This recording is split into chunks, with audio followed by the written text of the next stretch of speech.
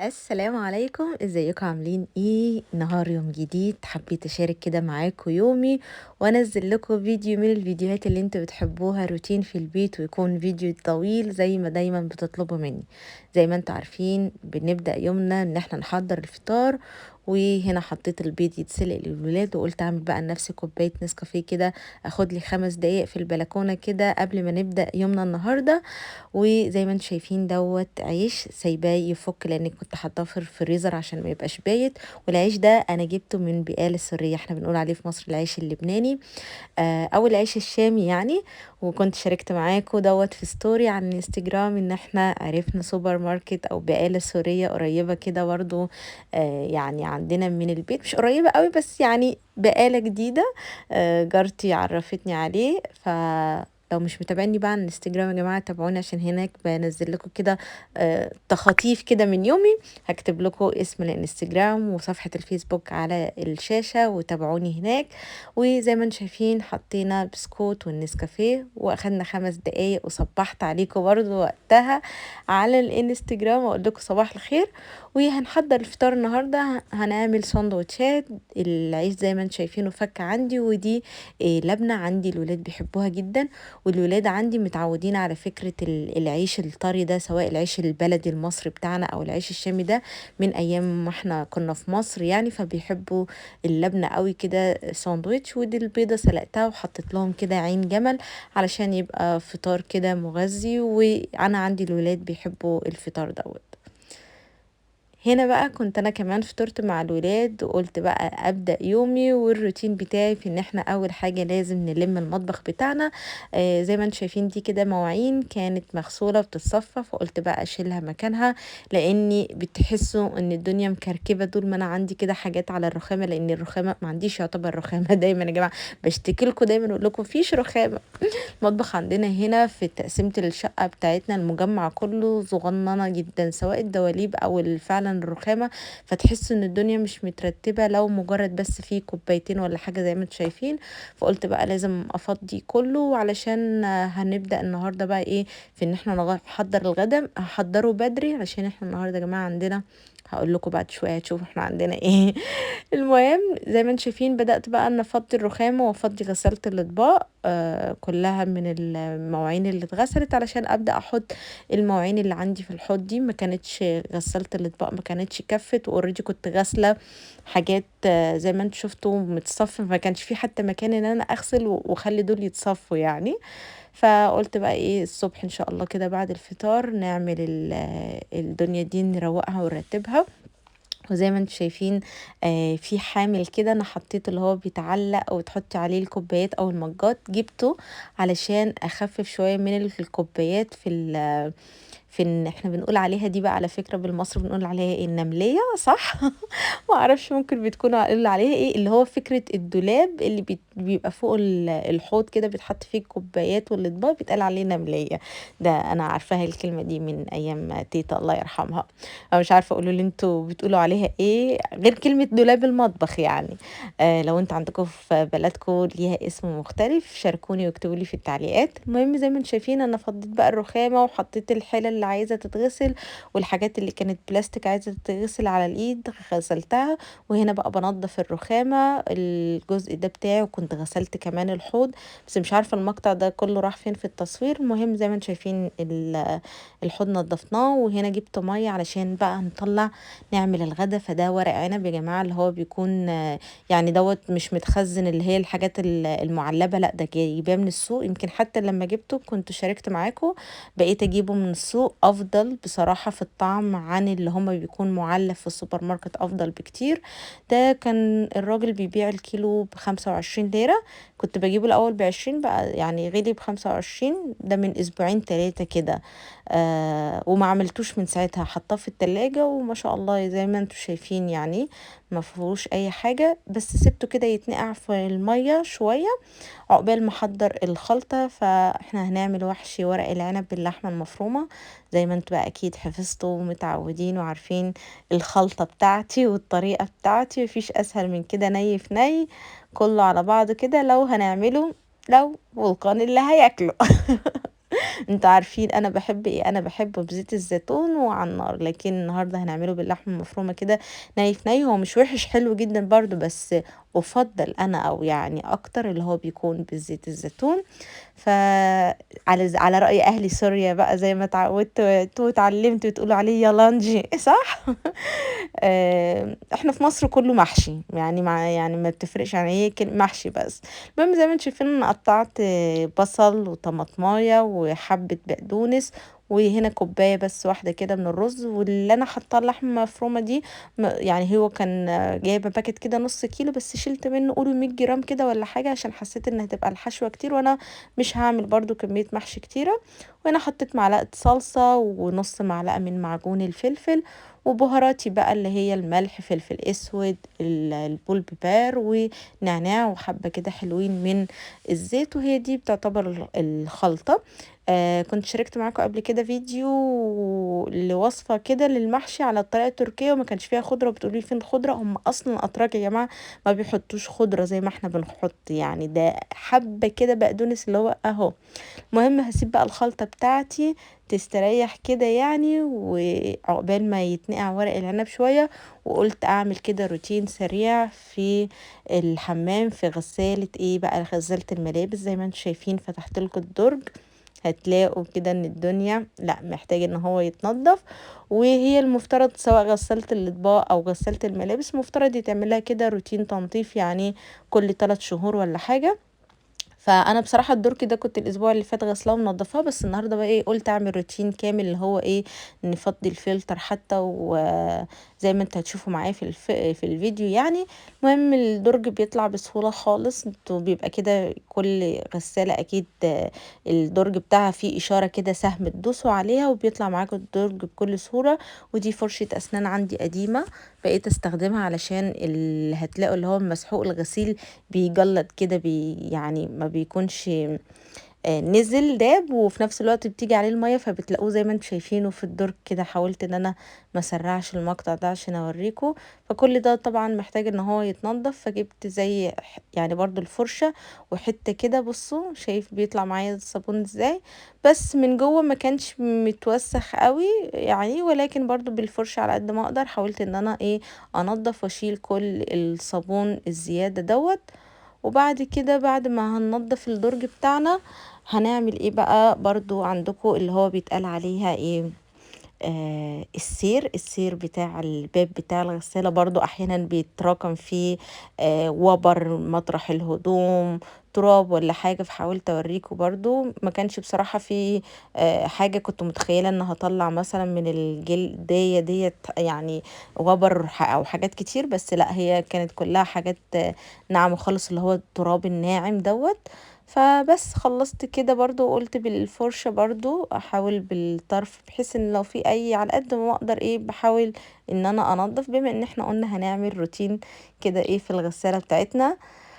وبعد كده بقى هنيجي بقى للحتة اللي هي بتبقى الفلتر اللي هو بتاع المية اللي من تحت، بيجي ومثلا لو في اي حاجة واقعة مثلا من الهدوم، الغسالة كلها بقى تلاقيها بتتجمع وبتنزل في الحتة دي.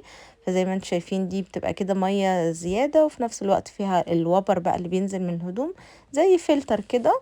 فغسلته برضو بالفرشة زي ما انتم شايفين، حاولت ان انا انضفه. وبس عايزه اقول لكم الروتين ما اخدش والله يعني 5 دقايق، يعني سهل جدا، ولكن بيفضل ان طبعا كعناية يعني بالغسالة ان احنا نعمل دوت كل 3 شهور على الاقل. وبيبقى فيه انا هوريكم دلوقتي ان انا هعمل ايه روتين برضو في الغسالة، ان احنا نشغلها دورة كده وهي فاضية، ولكن هنحط زي ما انتوا هتشوفوا معايا ده كده اسمه ايه يا ربي، معلقة من الكربونات ومعلقة من ملح الليمون، وهننزل عليها بكوباية من الخل ده، يعني تستخدميه كده بيتنضف لك الحلة بتاعة الغسالة ذات نفسها من جوه. وبيبقى فيه كده مسحوق بودرة بيتباع في السوبر ماركت برضو للحاجة ديت، يعني لو انت مش عايزة تستخدمي ملح الليمون او كده او الخلطة دي زي ما انا عملتها. يعني انا بصراحة الخلطة دي اتعرفتها من على النت، شفت ناس كتير جدا بيقولوا ان هما بيستخدموهم بقالهم 10 سنين بيستخدموها، ويعني كويسة فعلا في التنظيف. فانا كمان قلت ان انا استخدمها، بس زي ما بقولكوا بيبقى في حاجة للنظافة بتاعة الحلة، بتاعة الحلة اللي هي بتبقى جوه الاستانلس. احنا بص دخلنا في الصالة وانا لسه في الحمام. بس اللي انا عايزه اقول لكم يعني لو مش حابين تستخدموا كده بيبقى فيه مسحوق مخصوصه للتنظيف، يعني لو مش حابين. المهم يا جماعه دخلنا بقى هنا نعمل بقى ايه، نحشي المحشي. انا كنت يعني ايه زي ما شفتوا رتبت الاول الخلطه والورق العنب وكله، وبعد كده عملت اللي ورايا. البيت بصراحه كان مترتب ومتروق، ما عنديش اي روتين تاني في البيت يعني. فعشان كده قلت النهارده بقى على رواق ومزاج كده ايه، اعمل لهم محشي ورق عنب عشان انا عندي فولكان بيحبه جدا. وحتى فرح جدا وقلت له النهارده عندنا محشي ورق عنب، بيتقال عليه بالتركي يبرك او بيتقال عليه صرمه. فزي ما انتم شايفين بقى بدأت ان انا كده قدامي التلفزيون، كنت قاعده انا وداوود. جلزار كانت نايمه، فقعدت بقى حتى وانا بعمل مونتاج وشفتني قعدت تقول لي ماما هو انا كنت فين هنا، قلت لها انت كنت نايمه وقتها. المهم انا فاتحه كده التلفزيون لداود على اللي هي القناه اللي بتقال عليها بالجسال، اللي هي بتبقى زي ما انتم شايفين بتجيب الحيوانات والحاجات ديت. انا عندي داود زي ما انتم عارفين بيعشق حاجه اسمها الحيوانات، وقعدنا كده واحنا بنتفرج اقول له كل اسم كل حيوان يعني اعلمه. وطبعا مش كل الحيوانات عارفاها بالتركي، اللي انا كنت عارفاه بقيت اقول له عليه. المهم نقعد بقى نحشي المحشي بتاعنا كده على رواقه. كنت بدري يعني كانت لسه الساعه 2 الظهر، احنا مش بنتغدى بدري قوي كده، لان احنا بصراحة احنا عندنا في البيت فعليا هي وجبتين، بتكون وجبة الفطار بس وجبة حلوة، والوجبة التانية اللي هي بيكون فيها بقى اللي هو الغدا، يعني بقى ده تقولوا غدا تقولوا عشاء. بس احنا بقى دوت الروتين في بيتنا ان هي بتكون وجبتين كده. ولكن طبعا خلال اليوم بيبقى فيه بقى ايه، نقانق كده اي حاجة، سواء حاجة مفيدة او حاجة مش مفيدة، بس بيبقى فيه الرفايع كده اللي بيبقى وسط اليوم. فزي ما هتشوفوا معايا بقى هنسوي دلوقتي المحشي بتاعنا. طبعا زي ما هنا بطريقتهم هنا في تركيا بتكون معجون الصلصة في دوبان حبة مية وزيت، وزي ما انتم شايفين انا حطيت قلت اسويه في حلة ضغط، لان بجد ورق العنب في حلة الضغط حاجة تانية خالص، بيطلع زي ما بنقول ملبل بجد. حبيت كده اوريكم بعد ما استوى. وكنت غرفت هنا بقى، حطيت زبادي، عندي فولكان اساسي لازم ورق العنب او المحاشي زبادي، وحمرت بطاطس وناجتس وعملت شوربة، بس دي كانت شوربة جاهزة فعشان كده منزلتش معاكم بالوصفة. بعد ما اتغدينا وريحنا فولكان قال لي ايه رأيك تيجي نتمشى يعني ناخد رجلينا نخطف رجلينا كده حوالين المجمع. فقلت له انا كمان في حاجات ناقصاني عايزه اجيبها من السوبر ماركت، فقلنا خلاص نروح اللي هي السوبر ماركت اللي هم في المجمع اللي جنبنا. عايزه اقول لكم هم قريبين جدا من ناحيتنا، من ناحيه ال خلينا نقول ايه البلوك بتاعي، ولكن هم مش عاملين باب ان هو يطلعنا على الشارع اللي ورا، فبنضطر نمشي لفه حلوه جميله لحد ما نوصل للسوبر ماركت. زي ما انتم شايفين ده اول سوبر ماركت دخلته بيم. هو احلى حاجه في المجمع اللي جنبنا ده ان هم 3 سوبر ماركت جنب بعض، فبتبقى فسحة يعني. انا هنا جيت بيم علشان اشتري حاجة معينة، انا هدخل ال3 سوبر ماركت، من كل سوبر ماركت هجيب الحاجة اللي انا محتاجاها من هنا. هنا دوت انا بجيب الدقيق، بصراحة انا ما بركزش في نوع الدقيق قوي، لان اغلب انواع الدقيق هنا بصراحة نضيفة وبيبقى مكتوب كله متعدد الاستخدام. فجبت دوت دقيق لان بصراحة حاسة ان بقالي كتير قوي ما عملتش معجنات ولا حاجة وايدي بتاكلني، فعايزة اعمل كده حاجة معجنات، فقلت اجيب دقيق عشان يبقى عندي بزيادة على حسب ما نشوف بقى ان شاء الله الوصفة اللي احنا ممكن نبقى نعملها ونشاركها معاكم. وهنا ده نوع الجبنة اللي انا بجيبه من السوبر ماركت، هي دي الجبنة البيضة اللي بحب اجيبها. وقلت كده افرجكم، يعني هو بصراحة انا بحب اروح القسم ده جدا، القسم اللي بيبقى فيه الحاجات المنزلية ديت، سواء في اي سوبر ماركت هنا في تركيا اغلبه بيبقى فيه القسم دوت. فقلت كده اتفرج وافرجكم كده معايا. الكوبايات دي حلوة جدا، كان سعرها 13 ليرة ونص وحجمها حلو، لكن بجد الواحد ما عندوش مكان في الدولاب بتاع المطبخ عشان يجيب اي حاجة تانية. ودي كده كوبايات كيوت قوي، الالوان بتاعتها كانت مبهجة، حبيت افرجها لكم.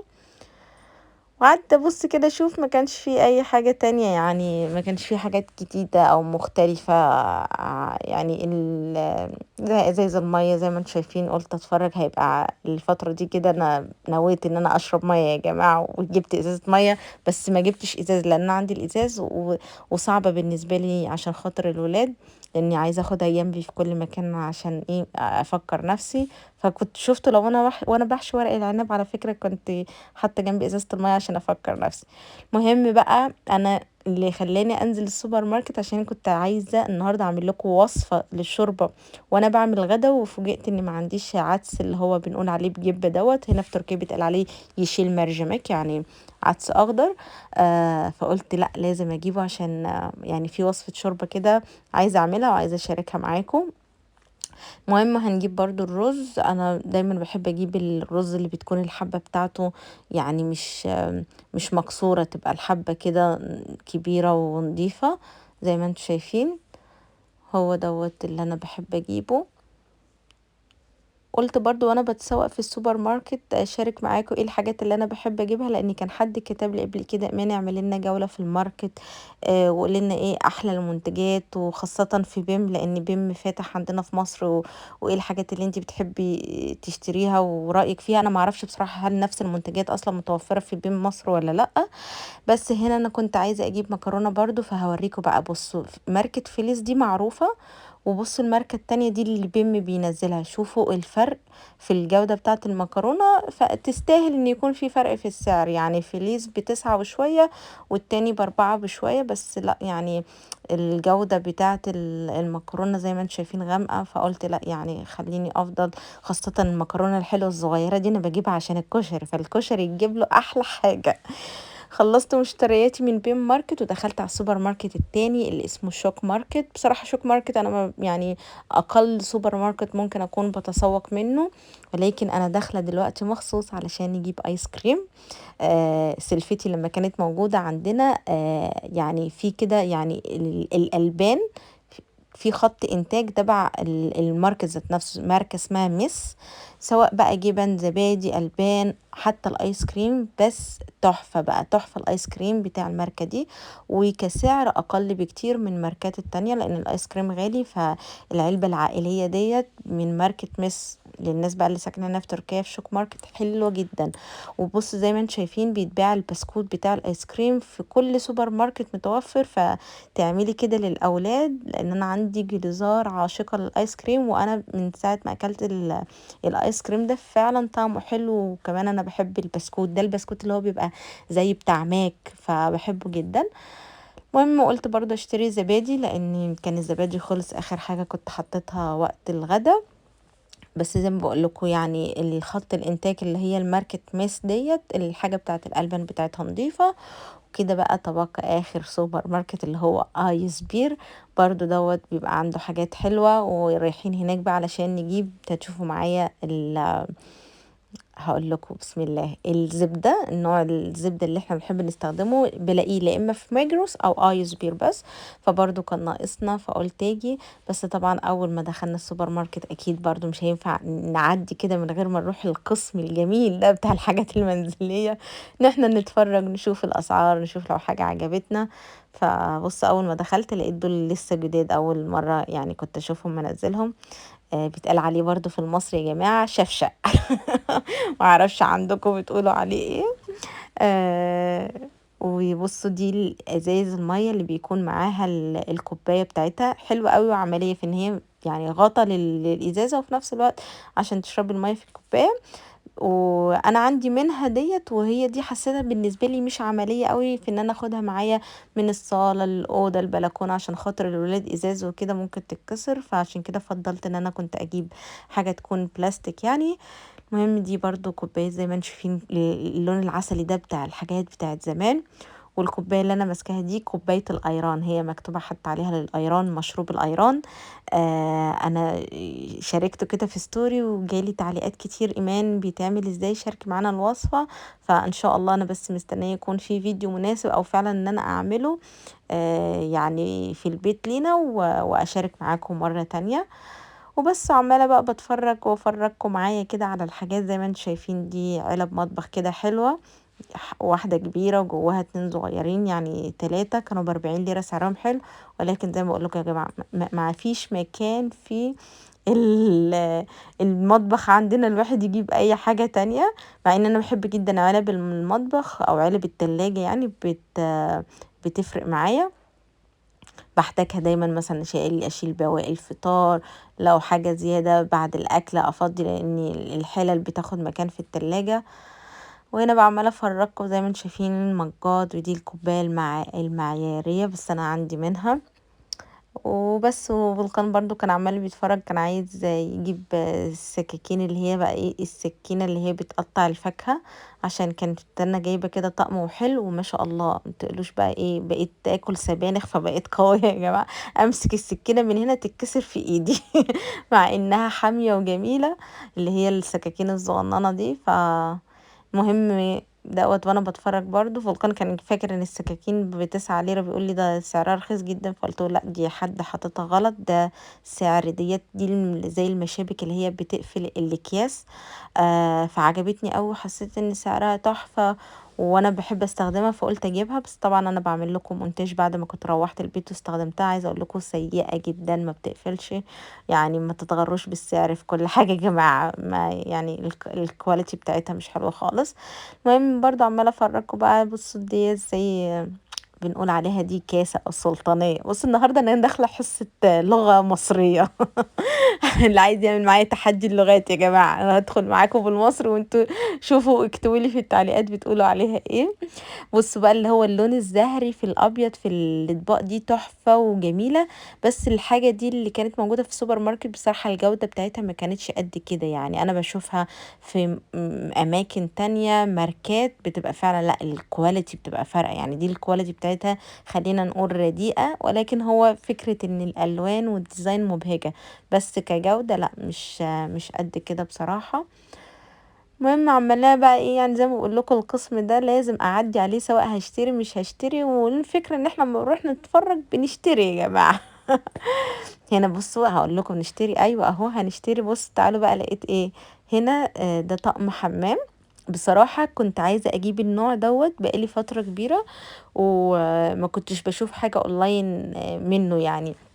أنا دايمًا أغلبية الحاجات باجيبها online برضه، بس ما كنتش لاقية فالمهم شُفته بقى فعجبني أوي، بس كانت مشكلته إنه ما كانش في ألوان مختلفة، كان هو اللون الoff-white أو الرمادي، وأنا عندي الطقم بتاع الحمام بتاعي أصلًا رمادي. ففولكان قال لي: "لأ نجيب لون تاني." بس للأسف ما لقيناش، فقُلت له: "خلاص ناخد." فكان سعره حلو جدًا تقريبًا 80 ليرة، فعلى الجودة بتاعته 80 ليرة رخيص، فقُلت له: "لأ ده لقطة." هاجيبه حتى لو اللون مش هو يعني الحاجة اللي إحنا عايزينها، بس لأ، عايزة أغيّر الطقم بتاع الحمام بتاعي قديم، وأنا عندي الحمام صغير، فبرضه المشّايات بتاعة الحمام يعني لازم تكون كده مقاسات صغيرة، واحدة كبيرة وواحدة صغيرة، مش يعني في الحمام بتاعي هو بس ياخد الطقم اللي بيكون قطعتين مش 3. المهم أتمنى إن أنتم ما تكونوش زهقانين يا جماعة معايا بالرغي وأنا عمّالة أرغي معاكم وكده، ولكن حبيت إن أنا أشارك اليوم بتاعي بالتفصيل. بُصّوا بقى هي دي ماركة الزبدة اللي أنا باجيبها اسمها كبير، دي تعتبر أفضل ماركة أنا وفولكان بنحبها وطعمها حلو. فزي ما باقول لكم بالاقيها في أي سوبر ماركت أو في ميجروس، مش بالاقيها في أي ماركت تاني. وأنا حبيت إن أنا أوضّح الحاجات دي عشان يعني طلبًا للناس اللي هم قالوا لي إيه الحاجات اللي أنتِ بتجيبيها من السوبر ماركت بتفضّليها. هاخدكم برضه دلوقتي، أنا كنت عايزة أجيب مكرونة بس في بين ماركت ما لقيتش الvariety في نوع في يعني مثلًا كنت عايزة سباجيتي ما لقيتش من ماركت في السباجيتي، فجيت هنا في آيس بير في ماركة برضه أنقرة، دي برضه من الماركات الحلوة زي ما أنتم شايفين سعرها غالي مش رخيص، 8.5 ليرة ولكن الجودة بتاعتها كويسة. فهاجيب الاسباجيتي عشان أنا باحب الاسباجيتي جدًا. بقى دي الماركة اللي هي بتاعة آيس بير، خط الإنتاج بتاعه. حلوة في إن أنا أجيب منها الشعرية، لسان العصفور، يعني استخدمتهم قبل كده وحلوين شغالين. فهاجيب بس لسان العصفور والشعرية كده، ولكن المكرونة زي ما باقول لكم ماركة أنقرة برضه حلوة زي ما أنتم شايفين الجودة بتاعتها.